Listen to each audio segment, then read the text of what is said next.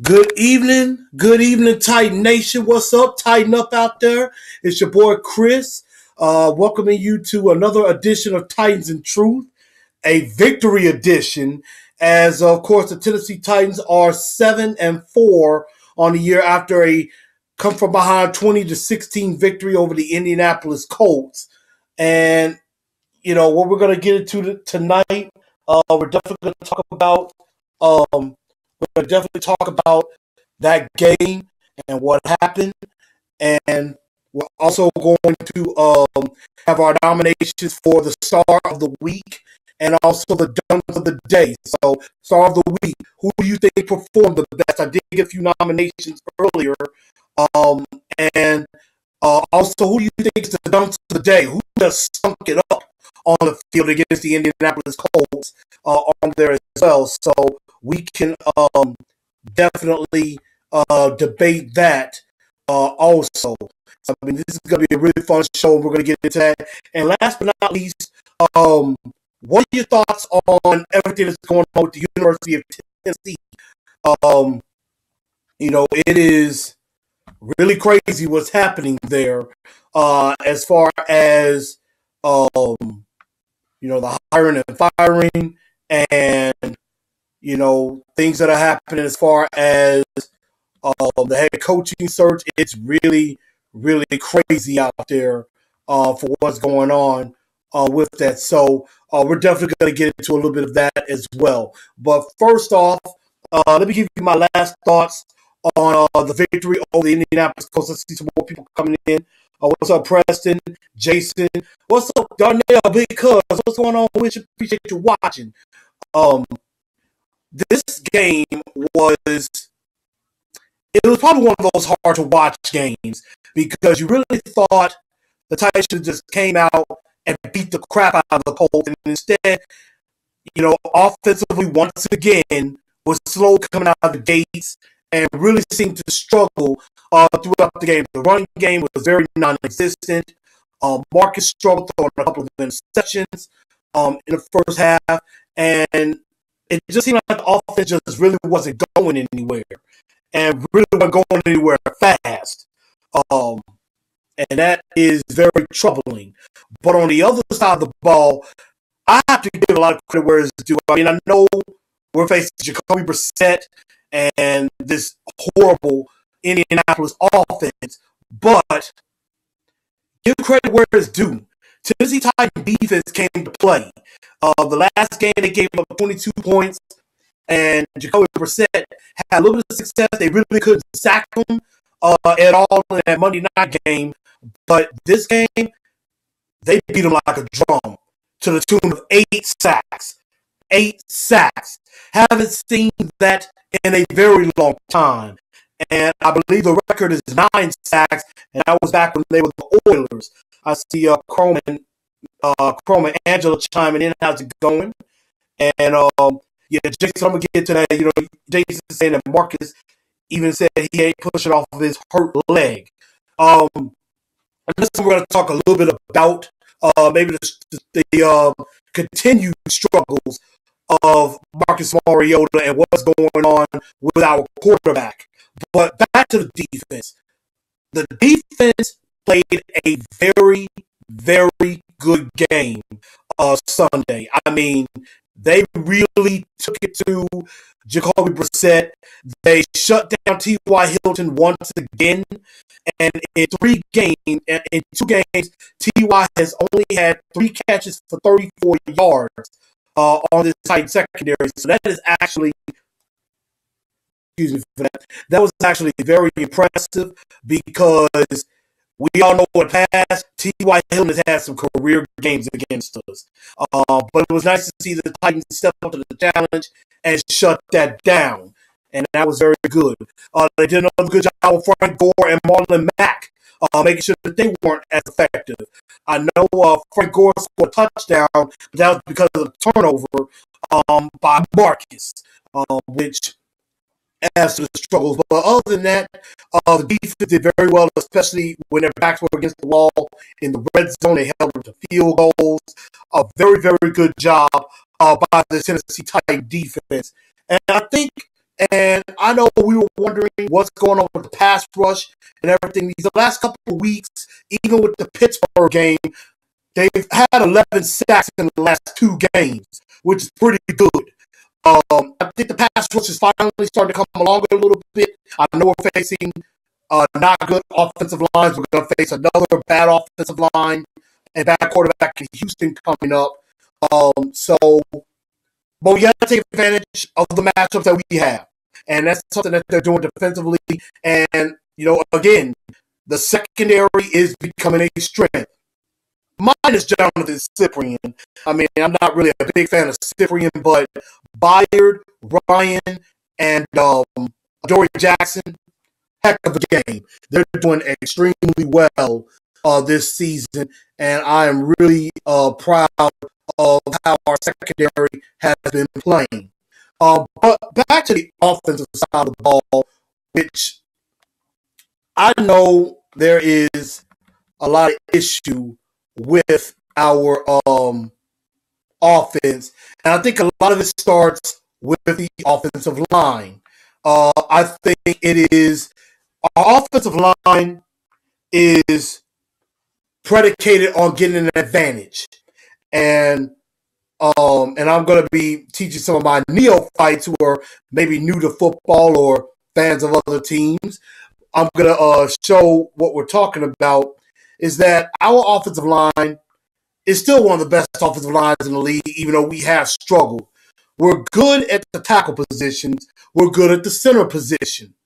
Our issue is in between at guard, because if you've noticed, when runs have gotten to the outside, the Titans are actually pretty good when they get to the outside, get to the edge, and they can gain yards. If it's between the tackles, like between the guard and the tackle, they have a little bit of success. Between the guard and center, there's a bit of an issue. And so I think the struggles of our offensive line have to go in the interior, mainly either Quentin Spain or the guy that I think is the weakest link of our offensive line is Josh Klein. And as a lot of you will know, if your offensive line is not up to par, your whole offense is going to struggle. And that's exactly what may be happening, is that our guard play is just not very good right now. And I could really see where next year, I'd say Josh Klein definitely gets replaced, but it would not surprise me if Quentin Spain doesn't get replaced either, or gets some competition. And maybe he's still bothered by the turf toe. But I think Josh Klein is definitely gone after this year. Going to Marcus, Jason mentioned it earlier about the hurt leg. I think that may have a little something to do with that. I think Marcus is slowly trying to trust his leg. And on any good throw, when you have your feet set very well, you can make pretty good passes. If you're throwing off of one of your feet, that can kind of mess up the pass a bit. And a lot of the times, Marcus is throwing off of his front foot, not his back foot. And that causes the passes maybe to sail or maybe to come short of the receiver, and that gives the defender a chance to either come up under it and pick it off, or just to sit back, let it oversail, and he picks off an overthrow. So, it's some mechanics. And I've been hearing some stuff on the radio recently, like where Marcus is talking to the media saying, he's trying to work on his mechanics. The mechanics got to get better as far as setting his feet, as far as, avoiding the rush and being able to throw squarely off of his feet. And I think some of it has to do with the injury. And, while he could have gotten in some work with his receivers, he had to rehab most of the offseason. And so he didn't get a chance to work on his mechanics. He was just trying to work on walking again. And that's not an excuse, but it does put in perspective what has been going on with Marcus. What's up, Shane? I see you coming in here. But there's quite a bit going on with the legs. I think Marcus still has to trust the legs and trust their work. And I think another part of it is Robisky has just not unleashed him. And it hasn't come to that point yet. I don't know if they're not letting Marcus run the offense more, or it's just the fact that the offense is not playing to the strength of the players. It seems like there's a wizard hunt complex that is still happening. You know, Ken Wisenkamp was basically, he was like a dictator, basically saying, I'm running my system, my team, my players are going to fit what I want to do. And it sounds like Malarkey, well, really Robisky, is doing the same thing, which I think is pathetic. Quit trying to make the players play to your scheme. Make the scheme to your players. Play to your players' strength. I don't know, say your quarterback. You know, I know we have a couple of good running backs, and we should run the ball. But it just seems like, as we've said over and over again, I'm beating the dead horse, that Robisky is just throwing the same bullcrap plan, going out there, maybe not the game plan for the defenses that he's going to face and attack their weaknesses. He just figures, well, we're going to have to run the ball. We got to run the ball.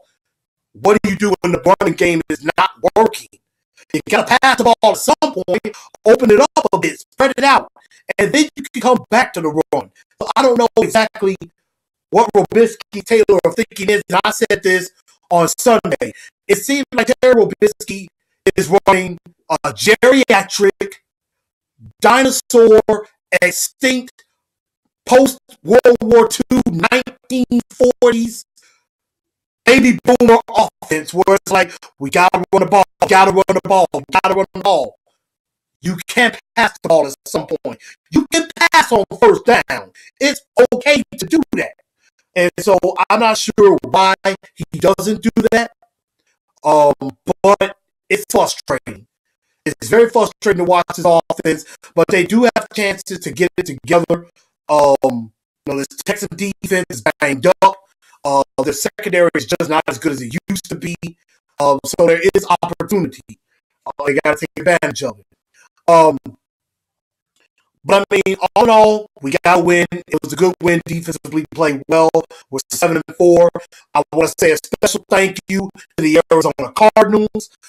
Thank y'all for winning that bid for us. Taking care of the Jaguars, so they're now 7-4, and essentially tied for first place in the AFC South, which means we are ahead because we have the tiebreaker. We are now the 3 seed in the AFC, at least for the moment. We got to build on this. So that's what we have to do.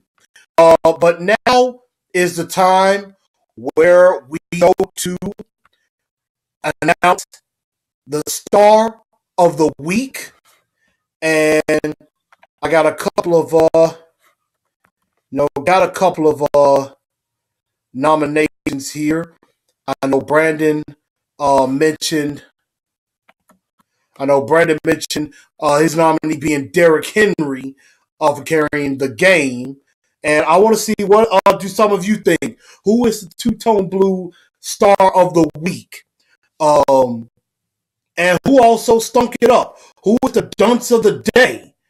Who really messed up things for this offense or didn't do well overall?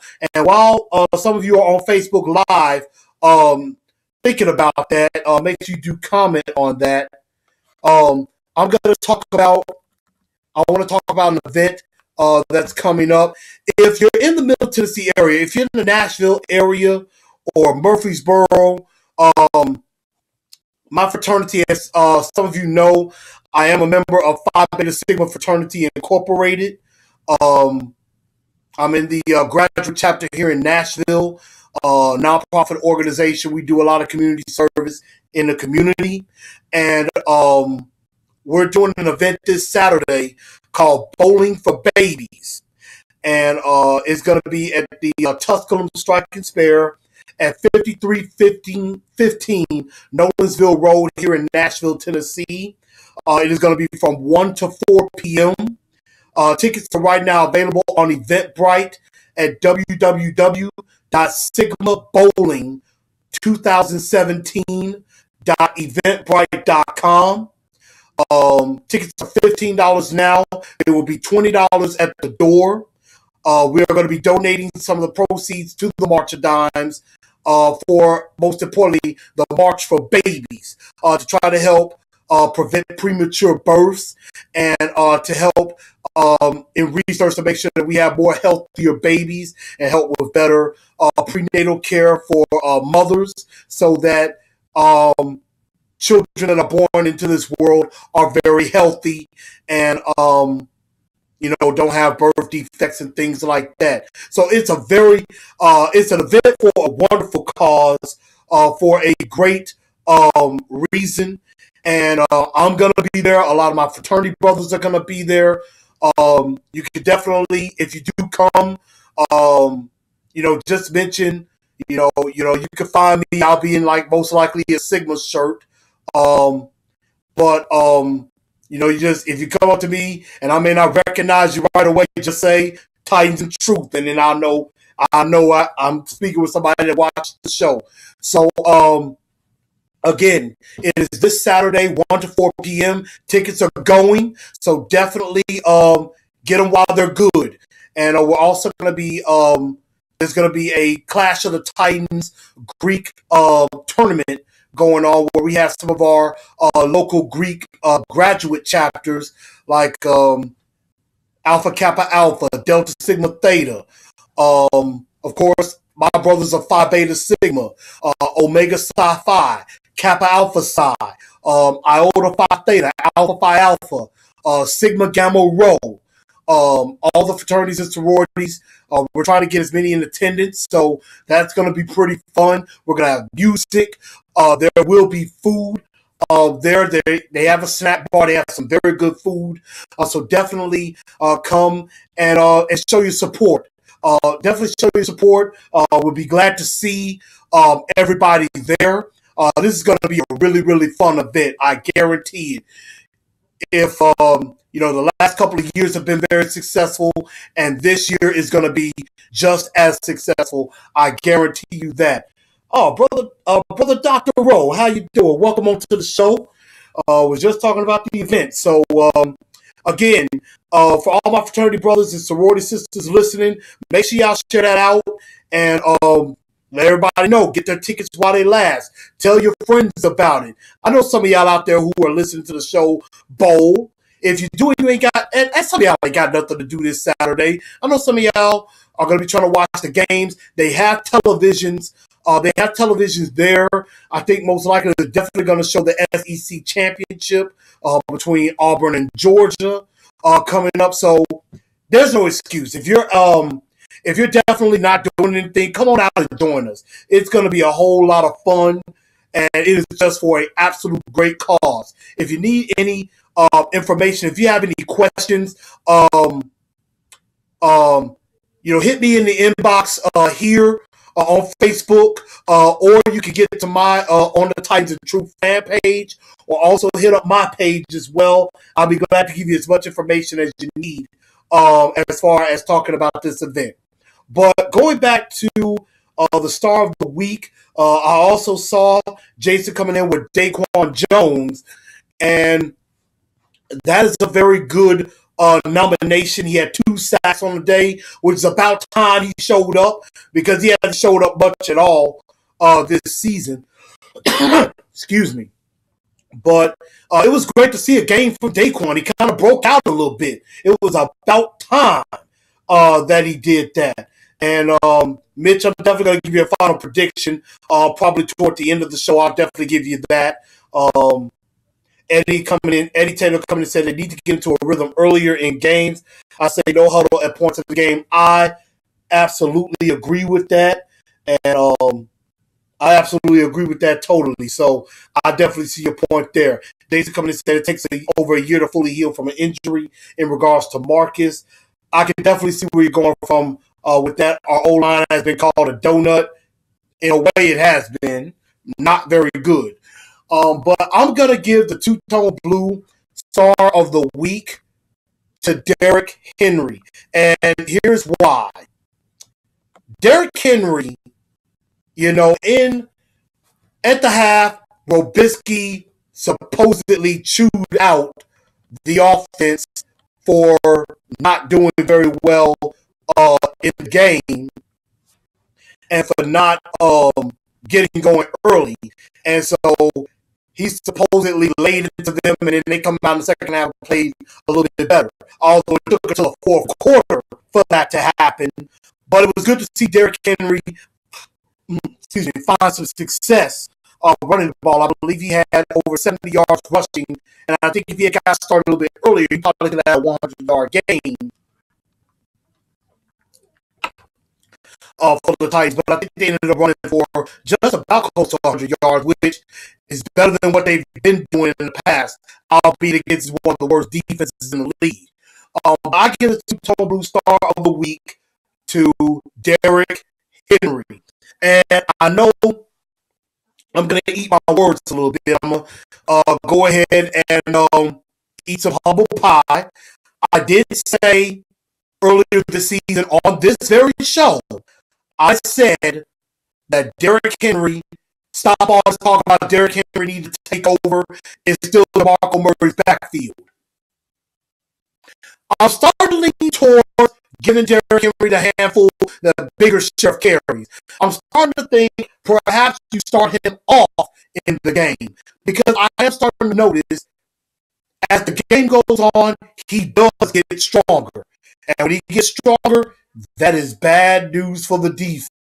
So I do agree that Derrick Henry gets better as the game goes on. He gets stronger, and he becomes more of a factor. So I do agree.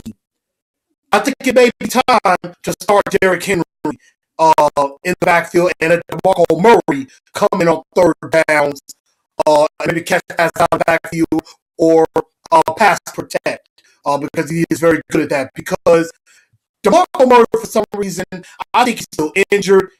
He just hasn't had that burst that he had last year. And I think it's predicated to the injuries. He just has not been himself at all this year. And I think Derrick Henry is starting to run a little bit better. And so maybe it is time to hand the keys over to Derrick Henry. I think they're going to slowly start to do that. They're not going to rush it too fast. But I think it is going to come to that time. But two-tone blue star of the week, Derrick Henry. Now, as always, you have a star of the week. You got to go to the other side. There has to be a dunce of the day. Somebody who just did not perform well. And really, before I get to that, I should have mentioned this. Honorable mention, shout out goes to the defense. 8 sacks, very good performance. I can't leave that out. Daquan Jones had 2, a rack ball at the second half. I believe Avery Williamson finally on the stat sheet with the sack. And Walden, I think, had 1. So, very impressive out about the defensive line as a whole. But now, dunce of the day. Who do you think did not perform very well? Brandon Powers mentioned DeMarco Murray. Of course, he did mention Robusky, which is Terry Robisky, who has been he's probably been one of the only repeat dunce of the day recipients.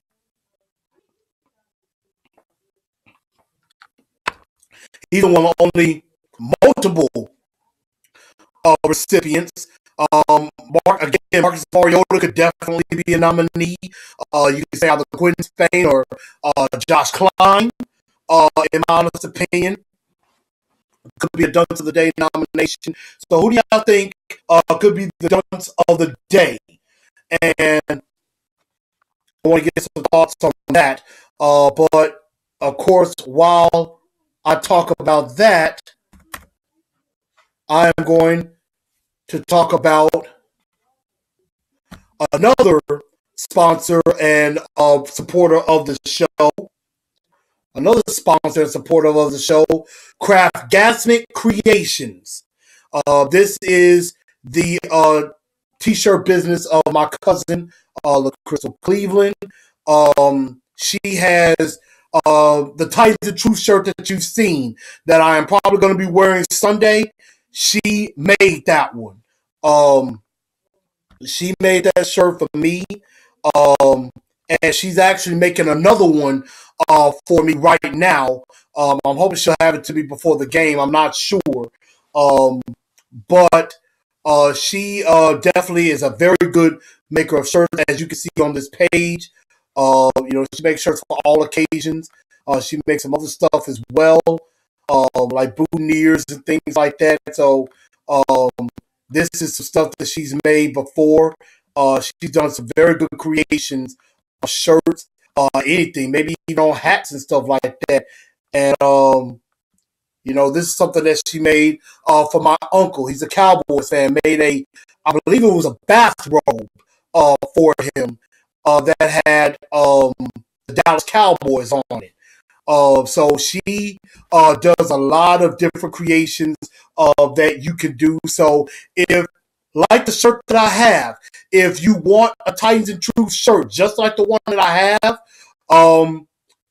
contact her on here on Craft Gasket Creations, whether it be by Facebook or Instagram. She's at Craft Gasket Creations on Instagram as well. Hit her up, tell her that Chris of Titans and Truth sent you, and she'll be able to get that done for you. She'll be able to make it for you and everything, and give you a good price on the shirt. Again, Craft Gasket Creations. Check her out. This is the page I'm showing it for YouTube, and I'm telling everybody on Facebook Live as well. Definitely go check it out after the show of Craft Gasket Creation. I definitely support her, and I'm going to continue to support her because she is been nothing but good to the Titans and Truth family, and we are definitely needing to give her some love on that. So we're going to go back and talk about Dunce of the Day. Got a few nominations. Harry Douglas definitely is one. Of course, he gave up that interception. Taywan Taylor, I would say, is another. Offensive line. Eddie Taylor coming in offensive line. As a whole, Murray and Henry didn't have a chance at times. I do agree with that. And so I'm going to definitely give the Dunce of the Day award to the offensive line. I'm going to say mainly the interior of the offensive line. But as a whole, the offensive line has got to get better. I don't know what happened between last year and this year. I think that's another thing as far as Robisky. And, you got to talk about Russ Grimm a little bit. What's going on with this offensive line that they were so good last year and so dominant, but this year they can't seem to get a push on people? I don't know what's going on with that. That is something that they better get sorted out. But I think some changes on the offensive line are going to be made going into next year, especially at guard. I think they might get a little bit younger at that position. So, Dunce of the Day, offensive line.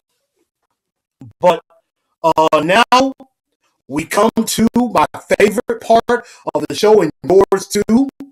It's time for Pick My Brain. Pick My Brain. And of course, this is where you can ask me questions about the team and what you are thinking. And you can kind of pick my mind a little bit.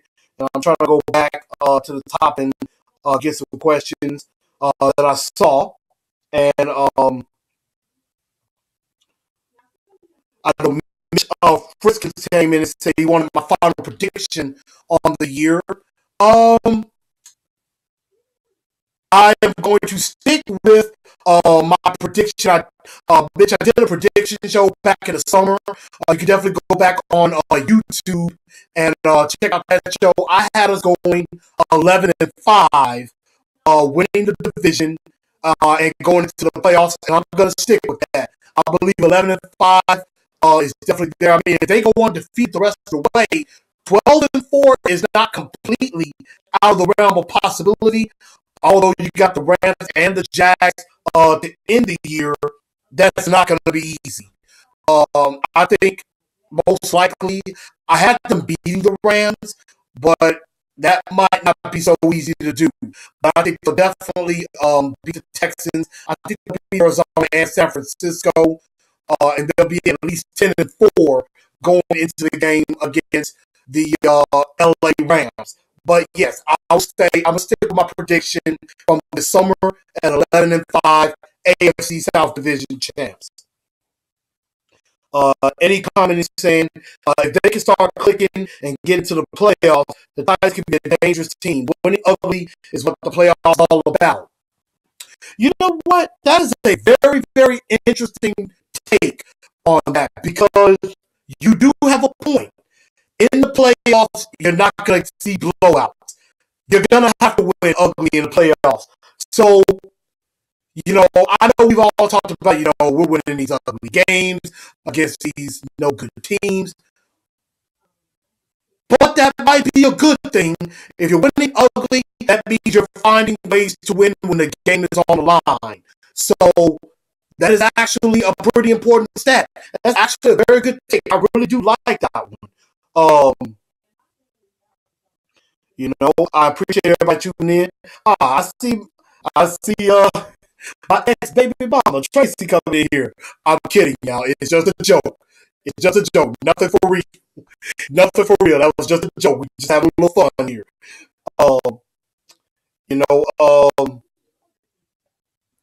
Mitch coming in saying, I think the Rams beat us. Yeah, that could be definitely possible. I mean, the Rams, that's not saying that that's not a winnable game. We'll have to see how the Rams are looking because they have a very, very tough stretch coming up. They got, New Orleans. They played New Orleans and the Rams won. I think they still got to play. They played the Vikings. They still have some very good teams left that they have to deal with. So we'll have to see how they're looking when they're coming down here. What's up, KT? How's it going? Mentioned the event earlier, so everything going good. I had another question. Let's see if I can go back to that. Jason coming in saying, what are your thoughts on Marcus saying he hasn't been pushing off of his plant leg, which is a surgically repaired leg, on which is why he's throwing many INTs. I know we mentioned this earlier. Again, maybe it's a trust factor with that leg. He has to believe that leg is not going to fail him. He has to believe that he can, he can do it off of that leg. And I think a lot of it is, does the offensive scheme, do the offensive coordinator, does the coach trust his leg and let him run and let him do the things that he is capable of doing? I know it was mentioned earlier that it may take about a year to heal. That is true to certain extents. But I think they got to let him do his thing and just trust the leg, trust the process.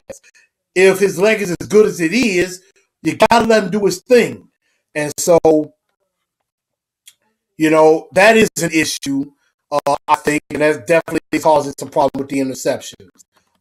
Brandon coming in and saying, question, why are we staying one-dimensional?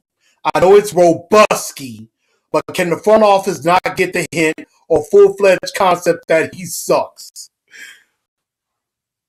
Brandon, that's like beating a dead horse. That is exactly what we have been. That is exactly what I think a lot of us have been saying for a very long time. That Robisky is a big problem in this offense, and they're so predicated on running the ball, and they think that the run sets up a pass. But sometimes the pass gets set up to run.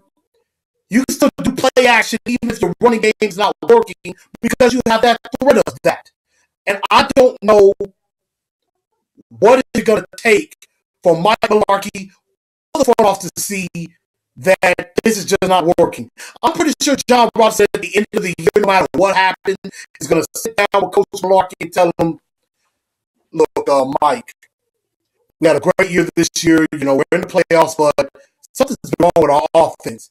I think it's time we get rid of Terry Robisky. He needs to go, and we need to go in a different direction with this offense.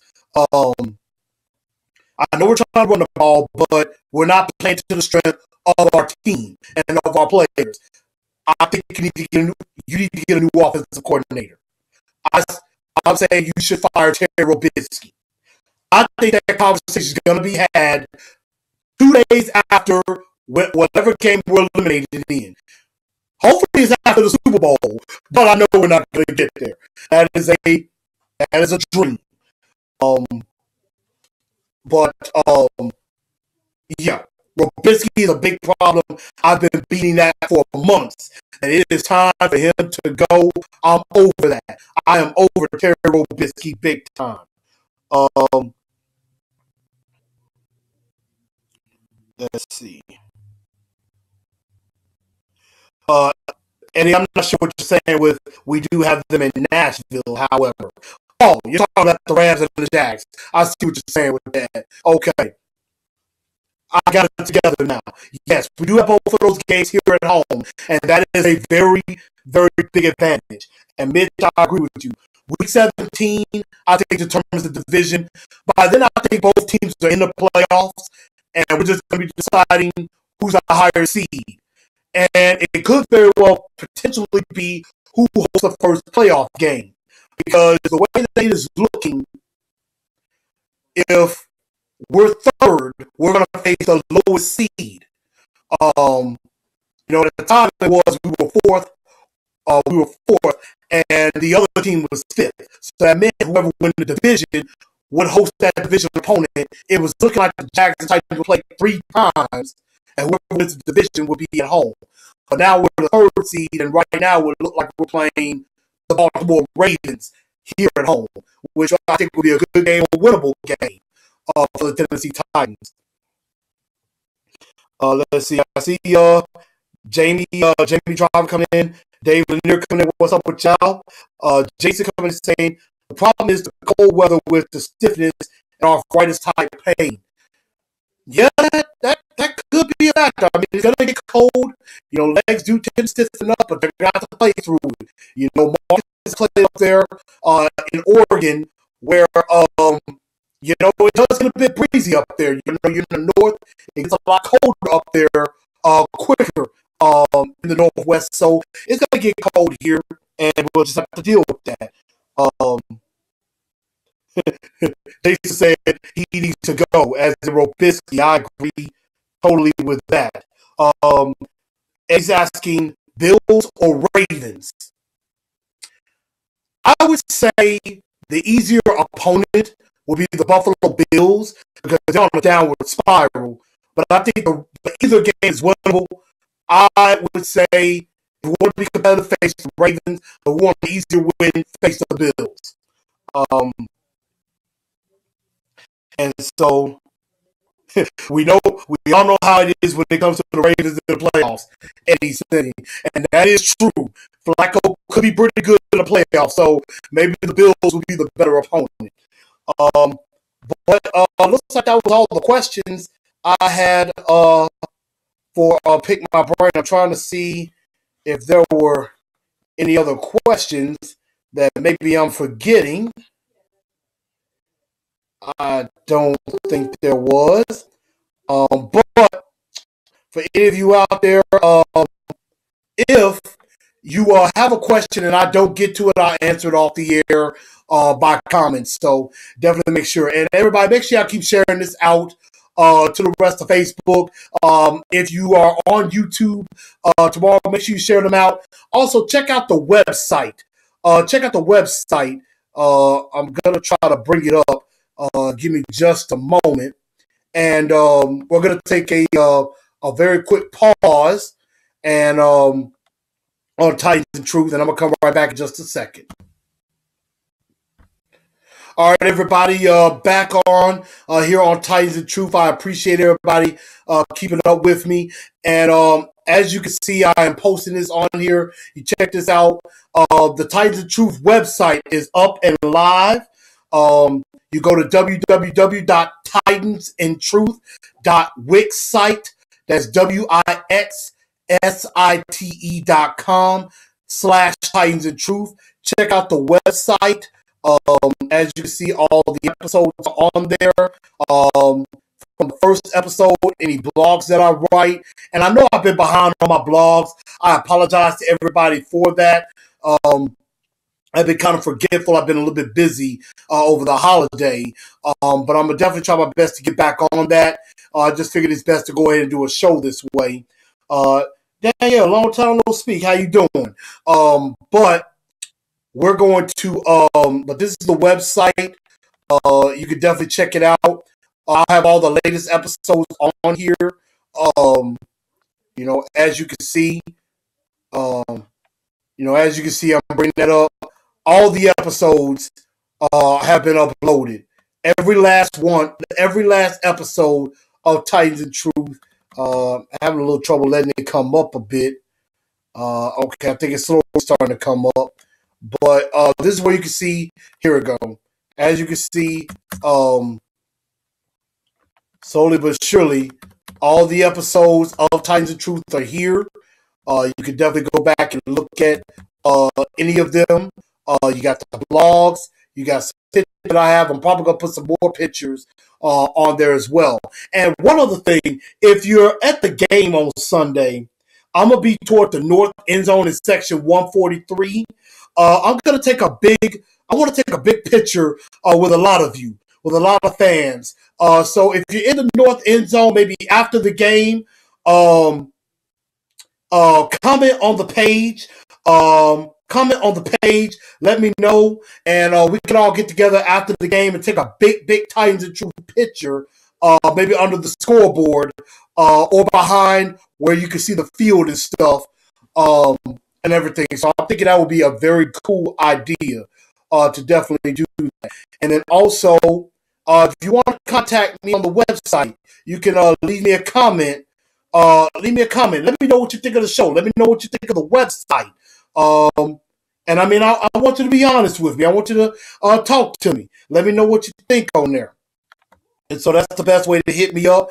As you can see, you can hit me up on Facebook, Titans and Truth, Instagram at Blue_Enforcer1914, on Twitter at TNT Blue Enforcer, and then of course I have my email address as well. But let's go into this game with the Houston Texans. Let's talk about this game. Eddie coming in saying we can't forget the fact that this team is still fairly new and still trying to adjust to each other offensively and defensively. Most importantly, just learn how to win again and change the culture of this team. This is year 2 of John Robinson, so our window of opportunity is definitely open. And I agree with that. The door, I think, is just now starting to open for us. But we got to continue to get better. We got to plug up some things, keep getting better with the pass rush. Also fix the offensive line, get the offense together. They got to get sync offensively. If they can do that, they can be dangerous for quite a few years to come. LeVar, Rodney, what's up with y'all? But going into this game with the Houston Texans, Houston is struggling. I believe they're 4-7. I want to say, or 4-6 rather, on the year. And no, they're 4-7. I'm sorry, they're 4-7. Colts are 3-8. They're 4-7 on the year, and so we'll have them coming into Nissan Stadium with Tom Savage at quarterback. No J.J. Watt, no Whitney Merciless. I don't think Brian Cushing is going to be able to play in this game. I know he's just coming back maybe off of that suspension, so he might be able to play. I'm not entirely sure. But, this Texas team is very different than the Texas team we played earlier this year, where we got just completely spanked by the Houston Texans. I mean, that was not fun at all for anybody. That was definitely not a that was definitely not a fun game for anybody to experience. Um, I think this could be a revenge game, and Mitch, I'm glad you mentioned that. That's something I was going to go into as we go into the Blue Enforcers 4 points to victory. That they can assure a victory and get to 8-4 on the year. First thing they need to do is basically take care of the run. They've been doing very well at that. I want to say the 6th against the run. I want to say the 5th or 6th against the run in the league. Right now, the defense is ranked 11th in the NFL. They're 5th against the run, 20th against the pass. But they have done a very good job against the run game. They got to continue that. Take down Lamar Miller and Deontay Foreman and make sure that they're not a factor.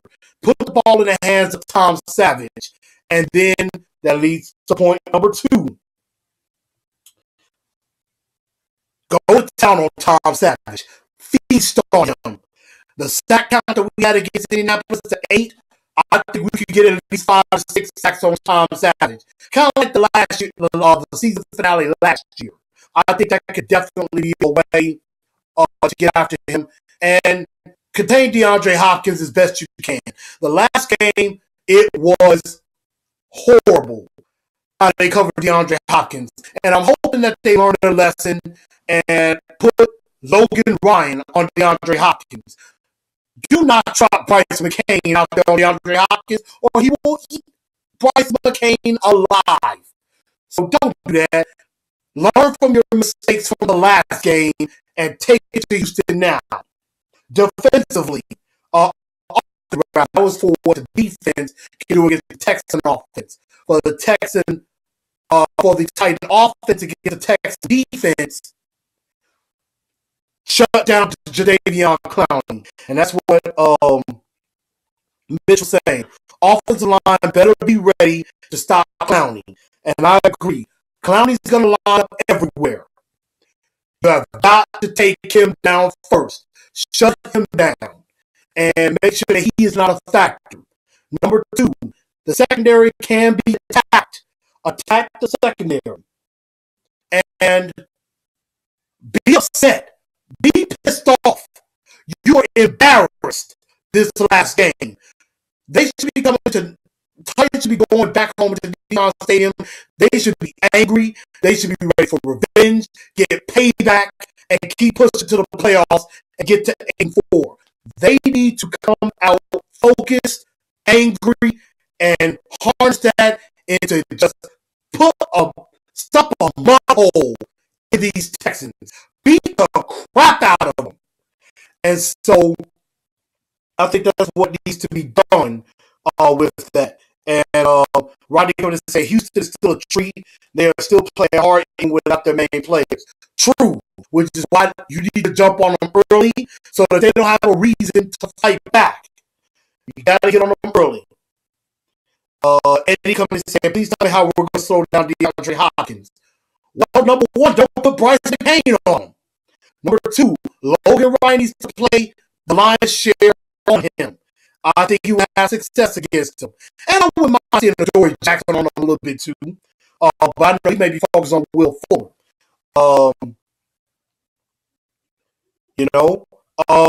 I like that Rodney. Byard needs to be on the side. Wherever DeAndre Hopkins is, he needs to play on that side. I agree with that. That is not bad. Play calling has to be on point. Yes. If Robisky could just not screw this up.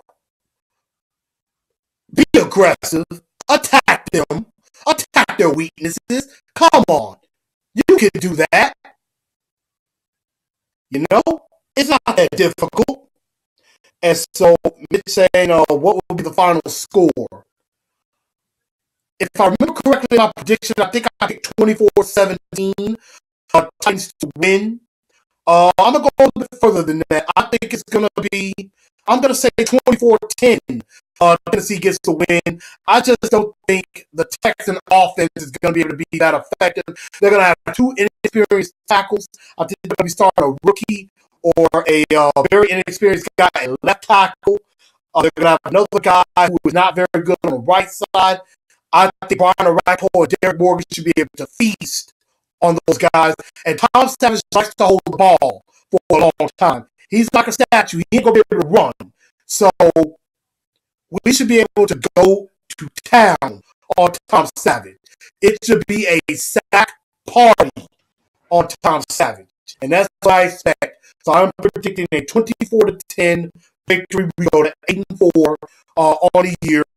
And I think Derek Stillman on 102.5 the game earlier said, if the Titans win this game, they're pretty much in the playoffs. And I agree with that because I believe we'll beat Arizona and San Francisco, and that's 10 wins. That's going to get us in. So I think we definitely could get in, and this could go a long way in winning the division title. We're already 3-1. We can make it 4-1 with this victory.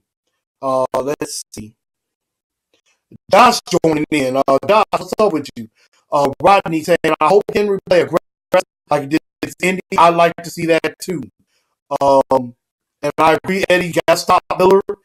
Runs well against us. We got to shut down the run game. So that much is very true. But before we get out of here tonight and in the show, as a lot of you probably know, there's been a huge fiasco going on to the northeast of here in Nashville in a little nice town called Knoxville. And they got some college team up there. The Tennessee Volunteers, who are right now the laughing stock of the sports world. And, it's embarrassing right now with what's going on with their coaching search. For one, I am not a Vols fan by any means. As some of you can see, my alma mater is the University of Memphis. And I have a fan of some other teams, Michigan, North Carolina, and Florida State. But as you can see, my alma mater is the Memphis Tigers. That's my first love as far as college sports. It's embarrassing. It's humiliating what's going on. I'm actually sitting back laughing at Vol Nation right now. And I don't mean no disrespect to anybody that's a Tennessee Vols fan, but this is horrible for y'all. This is horrible. And when I was watching the Titan game, and when it came across my phone on Bleacher Report, they were saying that Tennessee was closing in on Greg Schiano. The first thing that came to my mind was the Vol fans are not going to like this. I don't think this is going to be good for them. And you heard on A to Z Sports with my friend Austin and Zach. Fans were going nuts talking about how terrible this is. And I really put a lot of blame, not just on the fans and Twitter and all of this, but I put this blame on the administration at Tennessee, the athletic department. Athletic Director John Curry, and even Chancellor Davenport, or President Davenport. It's embarrassing what is going on right now at the University of Tennessee. And, Tennessee Vol fans, whoever y'all get as head coach is not going to be very good. And I have nobody to blame but yourselves, especially those who were protesting and went on Twitter and basically tried to use some excuse about the whole thing that went on with Penn State as a reason for them not to hire him. And, there, as it's been said all this time, there's been no evidence that Greg Schiano was even involved in that. And he didn't even know the McQuarrie guy or anybody. That was 25 years ago. And he didn't know the guy. They didn't have substantial evidence.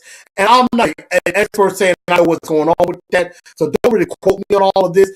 This is just stuff that I've been listening to. I just think it was a shame they condemned him on something that happened in the past that he may have not had anything to do with. And we're not going to really just go into all of that, but I just think that was a big mistake. That was just bad, And it just makes the athletic director look bad, look like he doesn't have any backbone, and makes it look like he's not the one that's the lead. If you're going to let social media, if you're going to let the fans decide who you hire as the head coach, you don't need to be the athletic director. Because if you have a feeling on a coach, you feel this is a good coach, you want to hire the guy, it doesn't matter what the fans got to say. With any coaching hire, there's going to be some backlash. Perfect example.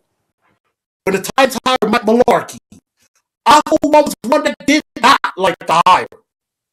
However, John Robinson hired Mike Mularkey. They stuck to their guns. They knew there was some backlash. Look where we are. Looking pretty good. So I just think it's a shame what's going on. I think it's a damn shame what's going on with the University of Tennessee.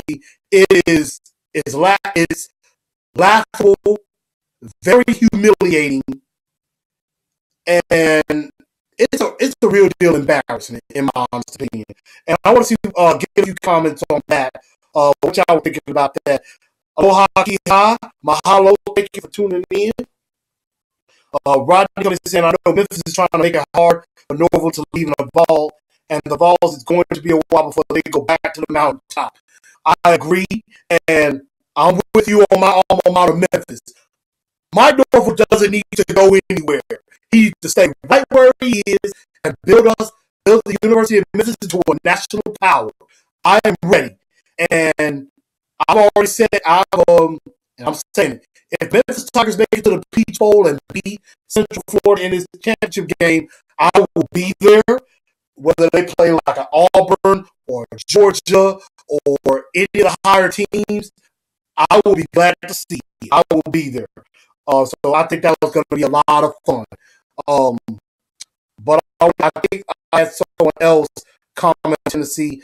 Here's Brandon basically saying, as far as Tennessee, I'm a Bammer Jammer, which I can tell he's Roll Tide.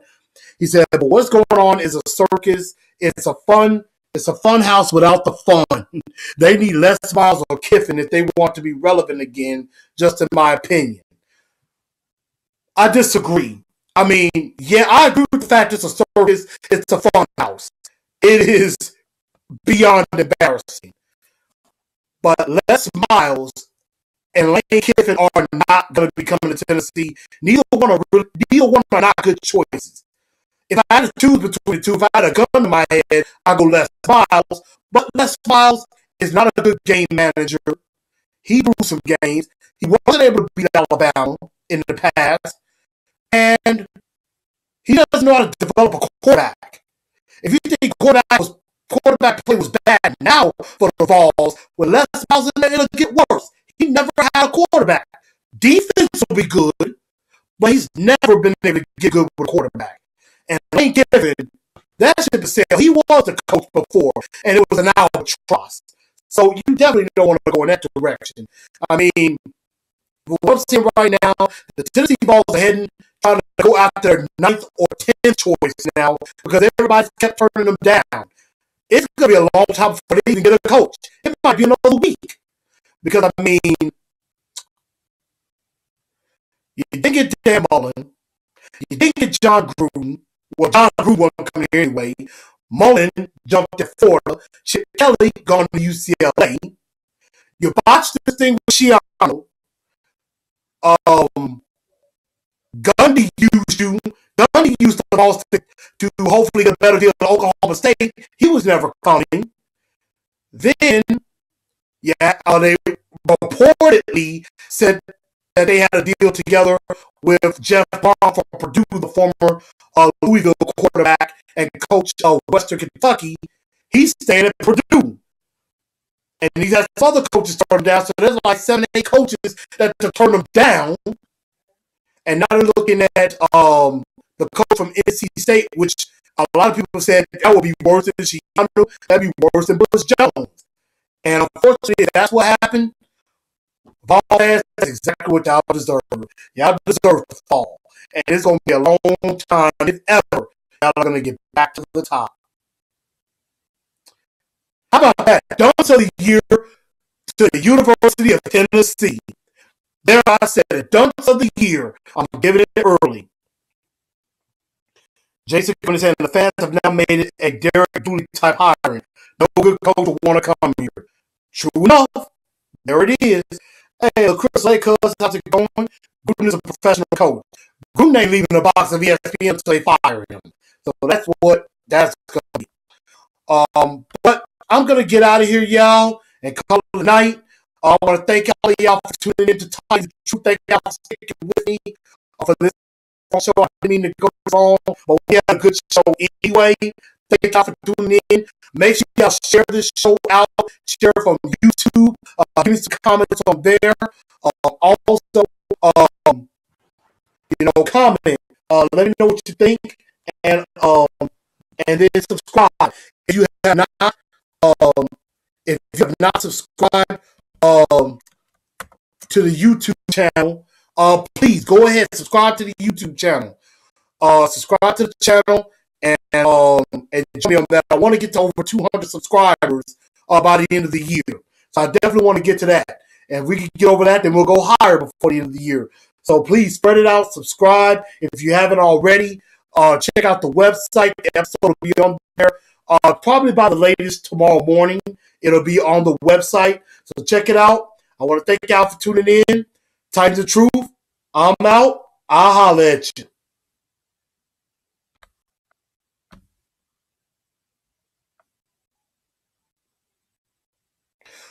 Oh, and by the way, check out Rose Jewels Boutique. Check out Rose Jewels Boutique for all your jewelry needs at rosejewelboutique.com, or check out Rose Jewels Boutique on Facebook as well as Instagram and my girl Allison Conley. Check it out. Titans of Truth. I'll holler at y'all. Good night.